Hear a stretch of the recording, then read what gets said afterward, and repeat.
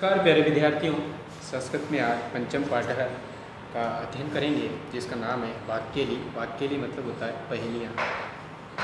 तो उसको देखते हैं। पहेली का कौन न जानाती, पहेलियों को कौन नहीं जानता।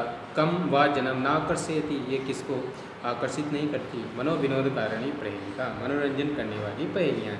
ऐसा खलु मनोरंजन से प्राचीना विधा वर्तते, ये निश्चय ही मनोरंजन की प्राचीन विधा है। प्रहेलिका, प्रहलिका, उक्ति वैचित्र्य, वाक्य इत्यादि पर्यायवाची है।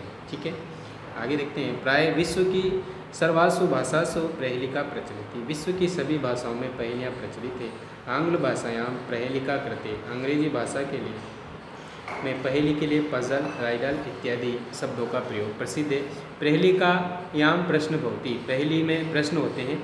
यस्य उत्तर श्रोता अन्वेषणीयम भवति, जिसका उत्तर श्रोता को खोजना होता है। प्रहेलिका द्विविधा भवति, पहेलियाँ दो प्रकार की होती हैं। स्वब्दोत्तर प्रहेलिका और अस्वब्दोत्तर प्रहेलिका। स्वब्दोत्तर प्रहेलिका में पृष्ठस्य प्रश्नस्य उत्तरम, पूछे गए प्रश्न का उत्तर प्रहेलिकाया पदेषु एव क्वचित् निहितं भवति, पहेली में ही पूछे गए पदों में कहीं निहित होता है। और अस्वब्दोत्तर प्रहेलिका में तो उत्तर बाहर से ही खोजना पड़ता है, न तो पदेषु निविष्टम, पदों में निविष्ट नहीं होता है, पदों में नहीं खोजना होता है। पहेलिकासु यह चमत्कार दृश्यते, पहेलियों में जो चमत्कार दिखाई देता है वह कदाचित श्लेष यमक अलंकार माध्यमेन, कभी श्लेष यमक अलंकार के माध्यम से, तो कभी संधि समास आदि के माध्यम से उत्पन्न किया जाता है। प्रहेलिका न केवल मनोविनोदकारिणी, पहेलियाँ केवल मनोरंजन करने वाली नहीं है, अपितु बौद्धिक व्यायाम साधिका संति, बौद्धिक व्यायाम को भी साधने वाली होती है। एवं शाब्दिक क्रीड़ा भी, ये शाब्दिक क्रीड़ा भी है और बौद्धिक क्रीड़ा भी है। संस्कृत कवियों ने पहेली का परंपरा संवर्धित बनकर पहेली की परंपरा को बढ़ाया। अस्मिन् पाठे, इस पाठ में प्रसिद्ध पहेलिका विविधेभ्य ग्रंथेभ्यो समाकृत्य प्रस्तुयन्ते, इस पाठ में प्रसिद्ध पहेलियों को विविध ग्रंथों से लेकर के यहाँ प्रस्तुत किया गया है। आइए पढ़ते हैं और आनंद लेते हैं। ठीक है, पहली पहेली है। कस्तूरी जायते कस्मात् कोहन्ति करिणाम कुलम, किम कुर्यात् कातरो युद्धे मृगात् सिंह पलायते। मतलब क्या होता है, देखो। कस्तूरी जायते कस्मात्, कस्तूरी किससे उत्पन्न होती है। कोहन्ति करिणाम कुलम, हाथियों के समूह को कौन मार सकता है। किम कुर्यात् कातरो युद्धे, कायर युद्ध में क्या करता है। मृगात् सिंह पलायते, तो हिरण से शेर भागता है, ऐसा लिख रहा है यहाँ पे। तो इन पहेलियों की, यह जो पहेली है इसका उत्तर इसी में ही है। ठीक है, तो इसके उत्तर यहाँ दे रखे हैं, मृगात्, सिंह और पलायते। ठीक है, पहला प्रश्न इसमें ये पूछा गया था, कस्तूरी जायते कस्मात्, कस्तूरी किससे उत्पन्न होती है, तो आंसर क्या हो गया, मृगात् यानी हिरण से। कोहन्ति करिणाम कुलम, हाथियों के समूह को कौन मार सकता है, तो सिंह। और कायर युद्ध में क्या करता है, पलायते माने भाग जाता है। ठीक है, तो ये तीनों इसके आंसर हो जाएंगे। अगला है। भोजनान्ते च किम पेयम जयंत कस्य वैसुत, कथम विष्णु पदम प्रोक्तम तक्रम शक्रस्य दुर्लभम। ठीक है, मतलब क्या है। भोजनान्ते च किम पेयम, भोजन के अंत में क्या पीना चाहिए। जयंत कस्य वैसुत, जयंत किसका पुत्र है। कथम विष्णु पदम प्रोक्तम, विष्णु के पद को कैसा कहा गया है। तो इसमें तक्रम शक्रस्य दुर्लभम, छाछ, इंद्र का और कठिन, ये तीन इसके हैं। तो ये तीनों ही आंसर है, तक्रम हो गया, शक्रम हो गया और दुर्लभ हो गया। तो आप समझ गए होंगे भोजन के अंत में क्या पिए, छाछ। तक्रम माने छाछ, इंद्र किसका, जयंत किसका बेटा था, शक्रस्य माने इंद्र का। और विष्णु के पद को यानी वैकुंठ धाम को कैसा कहा गया है, कैसा कहा गया है, दुर्लभम यानी कठिन। समझ गए आपको। अगला देखिए। रवे कवे किम समरस्य सारम, करसे भयम किम अदंति भृंगा, सदा भयम च अपि भयंच केसाम, भागीरथी तीर समा सीता नाम। मतलब क्या होता है, देखो। रवे का मतलब होता है सूर्य, कवि का मतलब कवि, किम मन क्या, समरस्य मतलब युद्ध का, सारम मन सार, यानी सूर्य, कवि और युद्ध का सार क्या है। में 3 प्रश्न पूछे उसने। रवि का यानी सूर्य का, कवि का और युद्ध का सार क्या है। कृषे भयम किम, कृषे यानी किसान को किससे भय है। किम अदंती भृंगा, भंवरे जो है वो क्या खाते हैं। सदा भयम, सदा भयभीत कौन रहता है। च अपि अभयम के साम, और किनको अभय रहता है। भागीरथी तीर समा श्रीतानाम, तो ये इसका आंसर है यहाँ पे। तो रवे कवे किम समरस्य सारम, देखो यहाँ पे सूर्य का सार है भा, भा का मतलब होता है कांति और चमक। अगला है कवि का सार होता है गी, गी, गी का मतलब होता है वाणी, क्या होता है वाणी, तो कवि का सार क्या हो गया वाणी। और अगला है समरस्य सारम, युद्ध का सार क्या है रथी, रथी का मतलब क्या हो गया, रथी का मतलब हो गया योद्धा। अगला है कृष्य भयम, कृषि को किससे भय, यहाँ एक शब्द है इति, इति, इति कई प्रकार के होती है, जैसे अनावृष्टि हो गया, अवृष्टि हो गया, अतिवृष्टि हो गया, ठीक है। तो किसान को भय किससे होता है, अतिवृष्टि अनावृष्टि से होता है। और अगला है भृंगा भंवरे क्या कहते हैं, रस, क्या कहते हैं रस। और सदा भय च भयम के साम, हमेशा किसको भय और किसको अभय रहता है, मतलब जो भागीरथी नदी के किनारे, गंगा नदी के किनारे रहने वालों को क्या रहता है, हमेशा अभय रहता है, और जो उसके किनारे नहीं रहते वो क्या रहते हैं, भयभीत रहते हैं, ठीक है। तो यहाँ पर जो आंसर है इसमें शब्द निकलेंगे, मैं लिखता हूँ भा, फिर निकला गी, फिर है रथी, फिर है इति, फिर है रस, ठीक है। तो रवि का सार भा, कांति या चमक, ठीक है। कवि का सार हो गया गी यानी वाणी, रथी का हो गया योद्धा, ठीक है। इति का अनावृष्टि आवृष्टि, कृषि को किसान को इससे भय होता है, और भंवरे क्या कहते हैं रस। यहाँ तक का आंसर ये हो गया। फिर आप देखो सदा भय और अभय किनको रहता है, भागीरथी तीर, गंगा नदी के किनारे रहने, समाज से तम आश्रय लेने वाले, गंगा का आश्रय लेने वालों को क्या रहता है, अभय रहता है, और जो नहीं लेते हैं उनको क्या रहता है, भय रहता है, ठीक है। नेक्स्ट है सीमंत नीसु का शांता, स्त्रियों में कौन श्रेष्ठ है, राजा को अभूत गुणोत्तमा, कौन गुण उत्तम गुणों से युक्त राजा हुआ है। विद्ववी का सदा वंद्या, विद्वानों के द्वारा क्या हमेशा वंदनीय है। अत्रय उत्तम न बुद्धते, यहाँ जो कहा गया है वो नहीं जानते। तो 3 प्रश्न है इसमें, स्त्रियों में श्रेष्ठ कौन है, उत्तम गुण वाला राजा कौन है, विद्वानों में क्या सदा पूजनीय है, और क्या वंदनीय है। तो यहाँ जो कहा गया है नहीं जानते, तो इसके आंसर भी इसमें ही है। इसमें आपको मिलाना है पहला अक्षर और अंतिम अक्षर। पहला अक्षर क्या है सी, और लास्ट का क्या है यहाँ ता, तो पहले का आंसर क्या हो गया सीता, सीता। स्त्रियों में श्रेष्ठ कौन हो गई सीता, और अगले में उत्तम गुण वाला राजा, एक तो यहाँ रा, और लास्ट में क्या है म, तो क्या हो गया इसका आंसर राम। तो यहाँ का आंसर क्या हो जाएगा सीता, और यहाँ हो जाएगा राम। विद्वती का सदा वंद्या, विद्वानों में क्या हमेशा पूजनीय है, तो वी, और यहाँ ध्या, तो इसका आंसर क्या हो जाएगा विद्या, ठीक है। ये बात आंसर। नेक्स्ट पेज पे देखिए, यहाँ तक कि पहली समझ में है आपको। अगला देखिए, पाने पातुम इच्छामि त्वत् कमल लोचने, यदि दास्यसि न इच्छामि न दास्यसि पिबामि। देखो क्या है इसमें, पानीय पातुम इच्छामि यानी पानी पीना चाहता हूँ, त्वत् कमल लोचने तुम्हारे कमल नेत्रों से, यदि दास्यसि न इच्छामि यदि तुम दोगी तो नहीं चाहता हूँ, और नहीं दोगी तो पीना चाहता हूँ। देखो इसमें थोड़ा संधि करनी पड़ेगी अपने को, और उसमें क्या निकलेगा पानीय पातुम इच्छामि। पानीय तो आप सभी जानते हो पानी,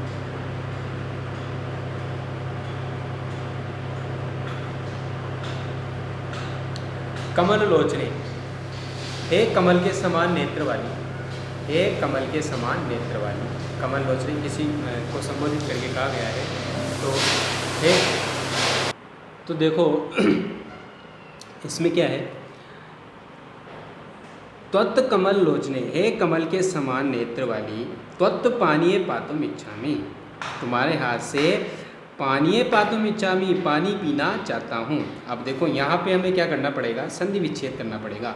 यदि दास्यसि न इच्छामि, न इच्छामि नहीं चाहता हूँ, यदि तुम क्या हो, दास्यसि, यहाँ मैं लिखता हूँ इसको, देखो इसका अर्थ होगा दासी प्लस असी, असी माना हो, दासी माना दासी।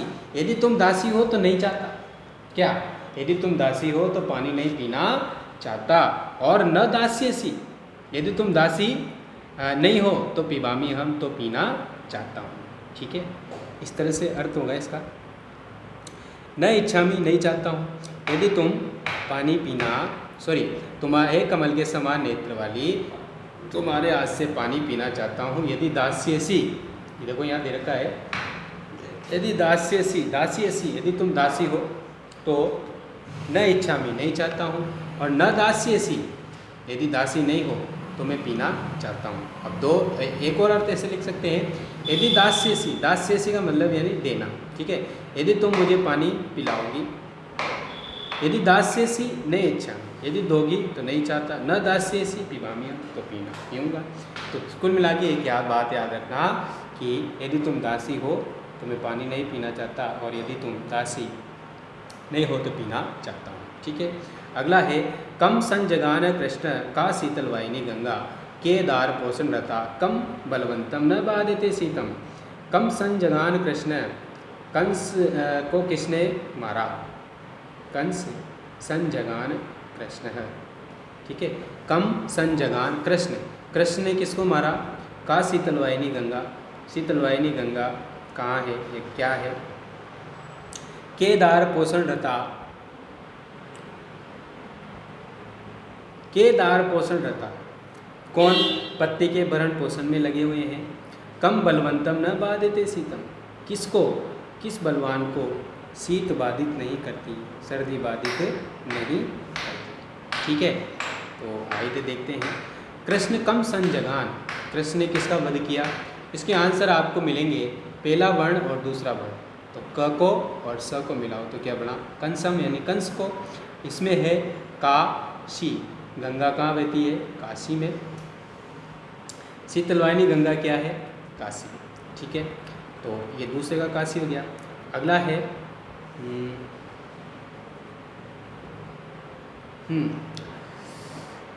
केदार पोषण रता, कौन पत्नी के भरण पोषण में लगे हुए हैं, पत्नी पोषण में, पत्नियों के भरण पोषण में लगे हुए हैं, तो क्या आ जाएगा, केदार, के और दार। ठीक है, ये के को मिला दो, इसको मिला दो, केदार। अगला है कम बलवंतम, किसको सर्दी बाधित नहीं करती, तो कम और बलवंतम को मिलाओगे तो कंबलवंत, यानी जिसने कंबल ओढ़ रखा है उसको सर्दी बाधित नहीं करती। ठीक है, अगला है केशवम पतितम दृष्ट्वा द्रोणम हर्षम उपागत, रुदंती कौरवा सर्वे आहा केशव, आहा केशव। इसमें क्या है, द्रोण शब्द में श्लेष है, श्लेष अलंकार के माध्यम से बताया गया है। केशवम पतितम दृष्ट्वा, केशव का मतलब भी यहाँ इसमें भी श्लेष है। केशव का मतलब एक तो होता है कृष्ण को पड़ा हुआ देख करके द्रोणाचार्य जो है वो खुशी को प्राप्त हुए, है ना। रुदंती कौरवा, कौरव सभी रोते हैं, क्या कहकर, हाय हाय केशव, हाय हाय केशव। ठीक है, अब एक दूसरा अर्थ इसका और क्या वो निकलता है कि केशवम पतितम दृष्ट्वा, शव को पड़ा हुआ देख करके। द्रोण यानी क्या होता है, कौवा, क्या होगा, कौवा। ठीक है, द्रोण मतलब शव भक्षक काग जो होता है उसको कहेंगे। ठीक है, शव को खाने वाला जो कौवा है वो। तो शव को देखकर कौन प्रसन्न हुआ, कौवा। रुदंती कौरवा, अब कौरवा के भी अलग अलग अर्थ है।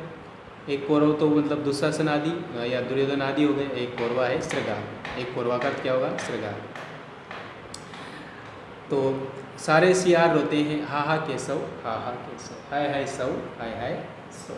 ठीक है, तो इसमें ये श्लेष के माध्यम से इन चार शब्दों में श्लेष है, तो दो अर्थ निकलते हैं। केशवम पतितम दृष्ट्वा, यानी श्री कृष्ण को पड़ा हुआ देख करके द्रोणाचार्य प्रसन्न होते हैं, कौरव सभी रोते हैं, हाय केशव के लेकिन दूसरा अर्थ लेंगे तो शव को पड़ा हुआ देख करके जो शव भक्षक काक है वो प्रसन्न होता है, लेकिन रुदंती कौरवा, कौरवा का भी दूसरा अर्थ क्या है यहाँ पे? शियार। क्या होगा? शियार। ठीक है।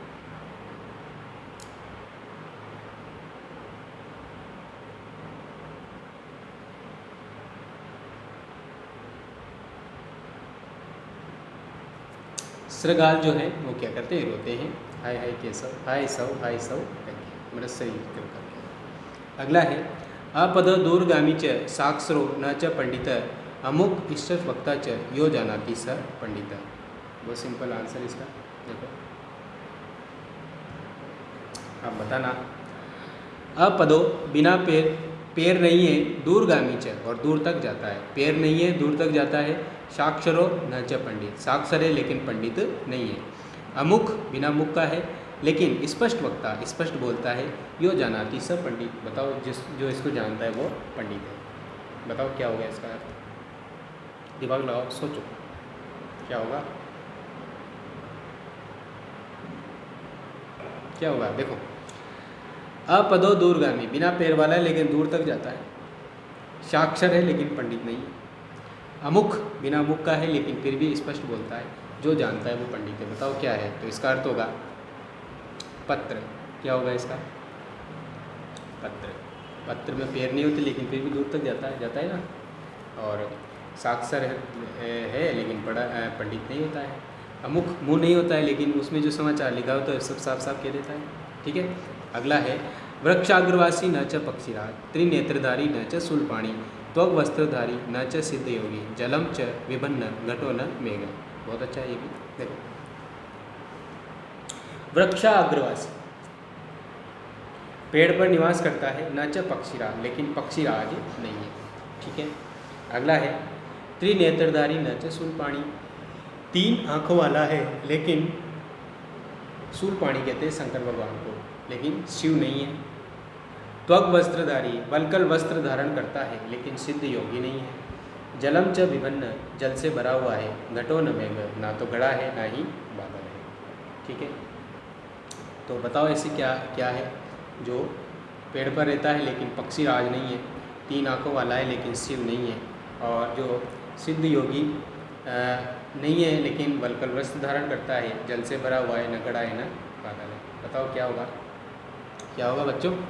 इसका हो जाएगा नारियल। क्या हो जाएगा? नारियल। कैसे होगा? देखो पेड़ पर रहता है लेकिन पक्षी राज है ही नहीं, तीन आंखें भी उसकी होती है, देखना उसको, और वल्कल वस्त्र जो उसके ऊपर जो छाल होती है उसको निकालते हैं फिर तब नारियल निकलता है, वो हो गया। जल से भरा हुआ रहता है, न तो घड़ा कहते हैं न उसको बादल कहते हैं। ठीक है। अगला है नंदामी मेघान गगने अवलोके, आसमान में बादलों को देखकर नाचता हूँ। नृत्यामी गायामी भवामी से, नाचता हूँ गाता हूँ संतुष्ट होता हूँ। न हम कृषिज्ञ, ना तो मैं किसान हूँ, और पति को हम ना, मैं पतिक भी नहीं हूँ। वदंतु विज्ञा मम नाम दिया, इसलिए बताओ मेरा नाम क्या है? तो क्या हो जाएगा इसका? क्या हो जाएगा? मोर। क्या होगा? पहले बाल को मोर, क्योंकि बादलों को देखकर वो नाचता है आकाश में और गाता है। ना तो किसान है ना ही पतिक होता है, तो क्या होता है? वो तो मोर ही होता है। ठीक है। तो ये आपके प्रश्न जो है सॉरी इसके प्रश्न हम आगे देखेंगे और ये चैप्टर आपका कंप्लीट हो गया। तो आइए प्रश्न उत्तर देख लेते हैं एक बार। पहला प्रश्न है कस्तूरी जायते कस्मात, कस्तूरी किससे उत्पन्न होती है? तो मृगात। नेक्स्ट है भोजनांते किम पेयम, भोजन के अंत में क्या पीना चाहिए? तक्रम, छाछ। भा कस्य सारम, जो भा किसका सार है? रवे। अगला है सीमंत निशु का शांता, कौन स्त्रियों में श्रेष्ठ है? तो सीता। तुम दास्यसी इत्यस्य अर्थ, तुम दासी हो, तो इसका तुम वित्रिशेषी, एक तो ये भी होगा, तुम दासीसी ये भी होगा, तो अ और आ दोनों आ जाएगा। दासीयसी दास्यसी, इसमें कौन सी संधि है? यहाँ संधि आ जाएगी न इच्छामी, न प्लस इच्छामी, इसका संधि विच्छेद क्या हो जाएगा? न प्लस इच्छामी। ठीक है। दृष्टवा इत्यस्य व्याकरण, इसमें कौन सा है? दृश्य प्लस तत्वा, कहाँ पे आ रहा है? वही देखो, ये दृश्य। परिणाम कुलम को अंति, हाथियों के समूह को कौन मारता है? क्या आ जाएगा इसमें? सिंह। ठीक है। कति इतिये, इतियाँ कितनी होती है? इति त्रयस्य नामोल्लेखम प्रवंत 3 इतियों के नाम उल्लेख करने हैं, देखो लिखते हैं। इसमें जो अपना आएगा कति, कति की जगह तो हम लिखेंगे षड इतिय होती है, कितनी होती है 6, और 3 के नाम लिखने हैं तो आप लिख सकते हैं अतिवृष्टि, अनावृष्टि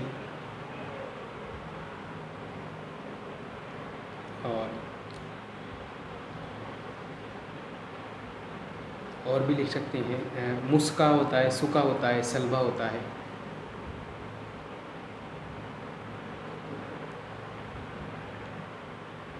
तो आप शलभा लिख लो। नेक्स्ट है समरस्य सारम किम, युद्ध का सार क्या है, तो क्या आता रथी। अगला है पिबाम्यम इत्यस्मिन् का संधि, यहाँ कौन सी संधि है तो हम करके ही देख लेते हैं। पिबामी प्लस अहम, ई प्लस बराबर ए हुआ तो कौन सी संधि आएगी, यण संधि। ठीक है, नेक्स्ट पेज देखिए। नेक्स्ट पेज में अपना है द्रोण अर्थम उपागत, अत्र द्रोण शब्द से अर्थ द्वयम किम, यहाँ द्रोण शब्द के क्या अर्थ है, एक तो हो गया द्रोणाचार्य, एक हो गया काकः।